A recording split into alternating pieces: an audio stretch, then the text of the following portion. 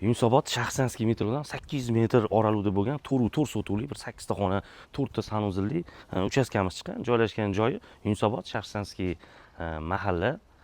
O'sha bilyapsiz, Uz gazovildan shunday kirib kelganingizda mana bunaqa elitniy suv, gaz, svet, kanalizatsiya hamma narsasi bor bo'lgan fayzli xonadonimiz chiqqan. Hozir sizlarga ichlarini ko'rsataman. Mana kirib kelasizlar, 3 ta 4 ta mashinani bemalol qo'yib qo'ysaydi bo'ladi. Elektromobil zaryadkalari ham bor ekan. Mana holni qaraydi. Fayzli, shinam, chiroyli xonadon.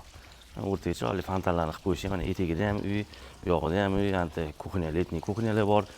Mana bu uy etagi splashnoy podval ko'rib turganinglardek. Endi uy ichini ko'ramiz. Bismillah. Kiruvchi mana ham hol. Chiroyli qilib qo'yilgan. Bu yog'imiz detskiy xona. Bu yerda bir 70-80% mebel texnika qoladi. Mana bu yog'imiz zal. Kelganda yana o'zingizlar gaplashib olasizlar. Patologlari 3 metr, 3 metrdan oshib pishgan qishlarda bo'lgan. Bu yog'imizda mana yana bitta detskiy xona. Mana bu yerda hozir 3 ta xona bor-da, endi tepaga chiqamiz.